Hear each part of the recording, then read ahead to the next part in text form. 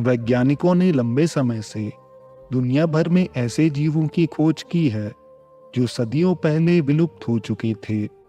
इनमें ऐसे समुद्री जीव भी शामिल हैं जो डायनासोर्स के साथ अपना जीवन बिता रहे थे। कॉन्गो बेसिन या डेमोक्रेटिक रिपब्लिक ऑफ कॉन्गो एक ऐसी ही जगह है जहां ऐसे जीवों के होने की संभावनाएं मानी जाती हैं। सेंट्रल अफ्रीका में मौजूद ये घना जंगल बेहद विशाल है। माना जाता है यहाँ 10,000 प्रकार के पेड़ पौधे, 1,000 प्रकार के पक्षी और 400 प्रकार के पशु आइडेंटिफाई किए गए हैं। लेकिन हैरानी की बात तो ये है कि कंजर्वेशन सोसाइटी के अनुसार इस जंगल का केवल 10% भाग ही एक्सप्लोर हो पाया है। 90% जंगल इतना घना है कि वहां जाने में वैज्ञानिकों को बड़ी बड़ी परेशानियों का सामना करना पड़ता है। इसी गुप्त हिस्से में मौजूद हैं एक से बढ़कर एक रहस्यमयी जीव।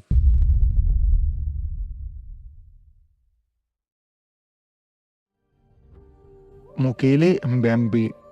इस शब्द का अर्थ होता है वो जो नदी के बहाव को रोक दे। कॉन्गो बेसिन में रहने वाले आदिवासी इस जीव को पीढ़ियों से देखते आए हैं। माना जाता है ये एक हाथी और डायनासोर का मिश्रित रूप है जिसकी लंबी गर्दन, विशाल शरीर और मोटे पैर होते हैं ताकि ये आसानी से पेड़ की पत्तियों को खा सके।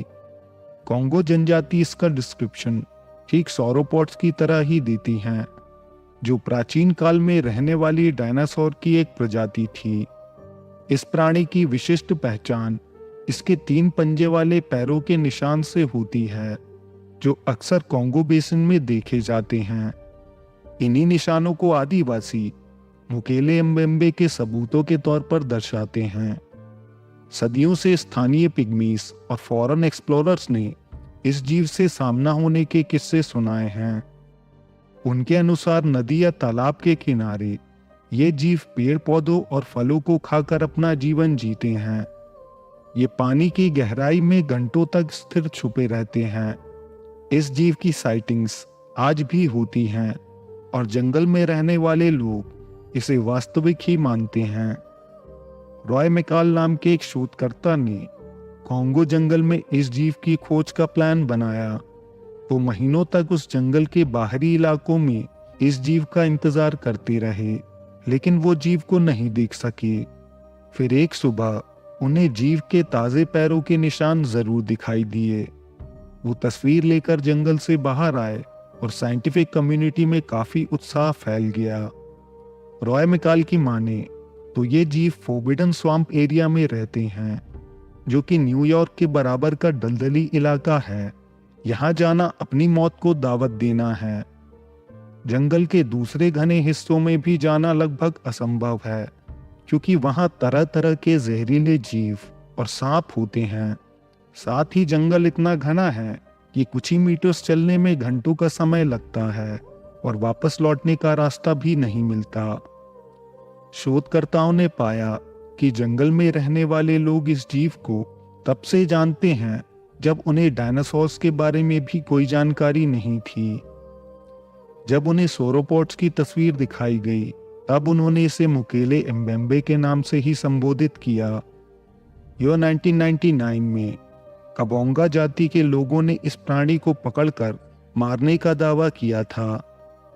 1980s में ह्यूमन रजिस्टर्स ने लेक टेले के पास इस जीव के पैरों के निशान देखे।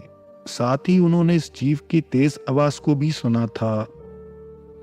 2016 में इस जीव पर आधारित एक डॉक्यूमेंट्री बनाई गई, जब कॉन्गो जंगल में रहने वाले लोगों से इस जीव की जानकारी प्राप्त की गई थी। पाया गया कि अलग अलग रहने वाले इन आदिवासियों में उस जीव का एकदम सेम डिस्क्रिप्शन दिया था। एक ट्राइब ने उन्हें बताया कि कुछ ही समय पहले उनका सामना उसी जीव से हुआ था, लेकिन आक्रमण के डर से उन लोगों ने उसे अपने इलाके से दूर खदेड़ दिया। स्केप्टिक्स का मानना है कि ऐसा विशाल जीव उस जंगल में एग्जिस्ट नहीं कर सकता, क्योंकि उसके जितना विशाल होने के लिए अधिक ऑक्सीजन और भोजन की आवश्यकता होगी, जो धरती पर अब नहीं होता। लेकिन कुछ बायोलॉजिस्ट का कहना था कि कॉन्गो जंगल में खाने पीने की बहुतायत के साथ साथ हाई ऑक्सीजन लेवल्स मौजूद हैं और ये बहुत संभव है कि वहाँ ऐसा जीव एग्जिस्ट कर सकता है।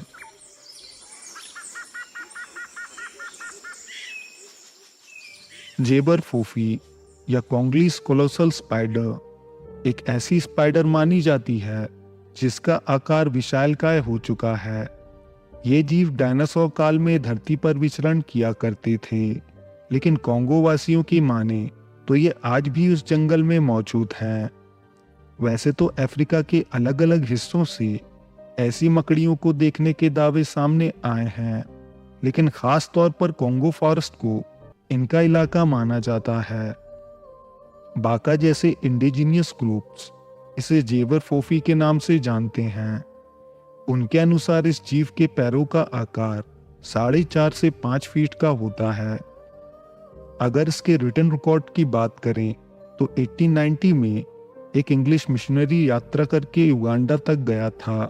तभी कॉन्गो जंगल में उसने विशालकाय मकड़ी का जाल देखा। वो और उसके सहयोगी उस जाल की जांच करने लगे और तभी उसमें बुरी तरह चिपक गए। मिशनरी के अनुसार एक विशालकाय मकड़ी अंधेरे से बाहर आई और उसके साथियों पर अपने फैंक से हमला कर दिया। वो मिशनरी अकेला उस जंगल से वापस लौट पाया था। इसके बाद 1938 में कुछ इन्वेस्टिगेटर्स ने इंडिजिनियस कम्युनिटीज के साथ कोलैबोरेट करके इस जीव की जानकारी इकट्ठा की थी। तब उन्हें पता चला कि ये मकड़ी एक बार में हजारों अंडे देती है, जिनका आकार सिर्फ मूंगफली के बराबर होता है। ये अक्सर घने जंगल में अपना जाल बुनती है और पक्षियों से लेकर बड़े बड़े जानवरों तक को उसमें फंसाकर अपना भोजन करती है। आर.के. लॉयड और उनकी पत्नी भी एक बार कॉन्गो जंगल के एक कच्चे रास्ते से गुजर रहे थे। तब उन्होंने इस जीव को सड़क पार करते देखा। पहले तो उन्हें लगा जैसे वो कोई विशाल बंदर है, लेकिन करीब जाकर देखा तो वो खौफ से जम गए। उनके अनुसार वो उतनी बड़ी मकड़ी थी जो सिर्फ उन्होंने अपने बुरे सपनों में देखी थी। जल्द ही इस जीव के कई एनकाउंटर्स सामने आने लगे और रिसर्चर्स को लगने लगा कि जरूर उस जंगल में कुछ तो है, क्योंकि उस दौरान अफ्रीका के अलग अलग हिस्सों से जहां कॉन्गो जंगल मौजूद है, लोग ऐसे स्पाइडर्स को देखने के दावे कर रहे थे और उन लोगों का आपस में कोई संपर्क नहीं था। एक्सप्लोरेशंस के शुरुआती दौर में अक्सर जंगल में रहने वाली ट्राइब्स शोधकर्ताओं को वार्न करती थीं कि कोई भी विशाल मकड़ी के जाल से दूर रहें, क्योंकि उसमें फंसने के बाद बाहर निकलना असंभव होता है। एक ट्राइब ने यह भी दावा किया कि कोलोसल स्पाइडर्स एक पेड़ से दूसरे पेड़ तक जंप भी कर सकती हैं और अगर वो चाहें तो इंसानों से कहीं ज्यादा तेज दौड़ सकती हैं। कुछ एक्सप्लोरर्स ने विशाल पेड़ों की जड़ों के पास ऐसे गड्ढे देखे जिन्हें शायद इन विशाल स्पाइडर्स ने बनाया था, ताकि वो छद्मावरण का इस्तेमाल करके स्थिरता से छुपी रहें। रिसर्चर जे. विलियम गिब्बन्स अपने साथियों के साथ मुकेले म्बेम्बे की तलाश में कॉन्गो फॉरेस्ट गए। तब उन्हें पता चला कि यहाँ जायंट स्पाइडर्स भी एग्जिस्ट करती हैं। उन्हें पिग्मीज ने जानकारी दी कि इस मकड़ी का आकार विशाल है, ये ब्राउनिश कटीले बालों से ढकी होती है और इसका पेट पर्पल कलर का होता है। विलियम ने तो इस जीव को नहीं देखा, लेकिन उनकी टीम के एक मेंबर का सामना इस विशालकाय जीव से हो चुका था। वैज्ञानिकों ने आम मकड़ियों पर शोध करना शुरू किया और पाया कि इनका आकार इनके रेस्पिरेटरी सिस्टम की वजह से सीमित हो जाता है। इनके खून का बहाव उतना नहीं हो पाता कि ये विशालकाय आकार पा सकें, लेकिन समय समय पर ऐसा भी पाया गया है कि किसी खास वातावरण या खास वजह से कुछ मकड़ियों ने ये सीमा तोड़ दी और अलग प्रकार के रेस्पिरेटरी सिस्टम विकसित किए, जिससे इन आम मकड़ियों का आकार भी अपनी प्रजाति की अन्य मकड़ियों से सैकड़ों गुना बड़ा हो गया। ठीक इसी तरह यह भी संभव है कि कॉन्गो जैसे इलाके में ऐसा वातावरण मौजूद हो जो मकड़ियों को ऐसा विशाल आकार प्रदान करता हो।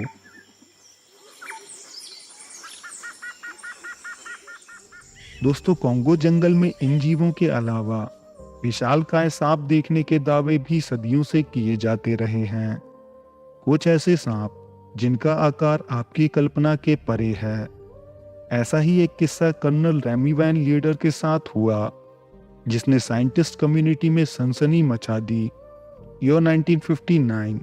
रेमी वैन बेल्जियम एयरफोर्स में कर्नल थे, जो कि डेमोक्रेटिक रिपब्लिक ऑफ कॉन्गो में स्थित था। एक बार लीडर हेलीकॉप्टर में अपने साथी ऑफिसर और एक फोटोग्राफर के साथ कॉन्गो जंगल के ऊपर से उड़ रहे थे। ये लोग कॉन्गो जंगल की तस्वीरें लेकर उस इलाके की जानकारी को डॉक्यूमेंट करने निकले थे। वो लोग नीचे मौजूद टेरेन को अच्छी तरह देख रहे थे। तभी घने जंगल में एक खाली हिस्सा नजर आने लगा। उस ग्राउंड में धूप सेकते बैठा था एक विशालकाय सांप, जिसे देखकर सभी लोग हैरान थे। लीडर के अंदाजे से वो कम से कम 50 फीट लंबा तो था ही। उसका बर्ताव भी काफी अग्रेसिव था।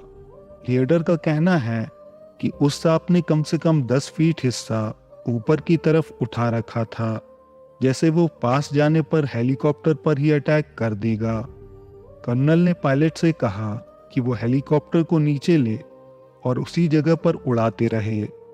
लीडर ने फोटोग्राफर से तस्वीर लेने के लिए कहा, जिसकी वजह से आज हमारे पास उस सांप की असली तस्वीर मौजूद है। अब उस सांप को देखते देखते उनका हेलीकॉप्टर जमीन के इतने करीब चला गया कि वो सांप उन पर अटैक कर सकता था। तभी पायलट ने फैसला किया कि अब उन्हें यहां से निकल जाना चाहिए। ये तस्वीरें जब लीडर बाहर लेकर आए, वैज्ञानिकों के होश उड़ गए। तस्वीर को एनालाइज करने से पता लगा कि ये तस्वीरें एकदम रियल थीं और लीडर ने जो सांप की लंबाई का अंदाजा लगाया था वो गलत था, क्योंकि टेरेन के डायमेंशंस को ध्यान में रखते हुए जब इस सांप की लंबाई का अंदाजा लगाया गया तो वो 50 फीट नहीं बल्कि लगभग 200 फीट का था।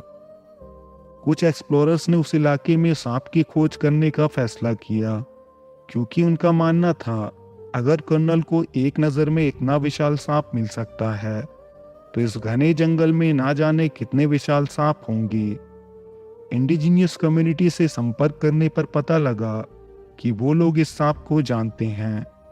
उनके अनुसार ऐसे ढेरों सांप कॉन्गो जंगल में मौजूद हैं, जो अक्सर धरती के अंदर गुफा बनाकर रहते हैं, लेकिन कभी कभी धूप सेकने बाहर निकल आते हैं।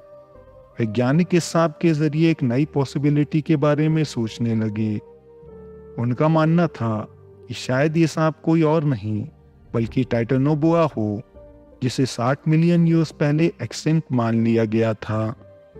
वैज्ञानिकों को टाइटेनोबोआ का फॉसिल मिल चुका था, जो कि धरती पर रहने वाले सबसे विशालकाय सांप माने जाते थे। टाइटेनोबोआ के लिए सही वातावरण भी कुछ ऐसा ही होता था, जिसमें स्वाम्प्स और घने जंगल शामिल थे और धूप सेकने के लिए थोड़े खुले इलाके। ये सांप बड़ी मछलियों और मगरमच्छों का शिकार करके जीवित रहता था। माना जाता था कि थर्मल मैक्सिमम नाम के एक इवेंट के दौरान ये धरती से विलुप्त हो गए थे, जब यहाँ का क्लाइमेट काफी गर्म हो गया था और इन जीवों का आहार भी लुप्त हो गया था। लेकिन कॉन्गो जंगल में आज भी कुछ वैसा ही वातावरण है जैसा कि प्राचीन समय में धरती का था। घने जंगलों की वजह से वहां ऑक्सीजन लेवल काफी ज्यादा है। साथ ही खाने पीने की बहुतायत होने की वजह से ये विशालकाय जीव वहां पनप सकती हैं। कॉन्गो जंगल में रहने वाले आदिवासी और भी कई क्रीचर्स की बातें करते हैं और वैज्ञानिकों को भी इस पॉसिबिलिटी से इनकार करना मुश्किल लगता है, क्योंकि उनके बताए गए कुछ जीव उस जंगल में पाए गए हैं। तो हो सकता है कि दूसरे जीव भी एग्जिस्ट करते हों। दोस्तों, आज के एपिसोड में बस इतना ही।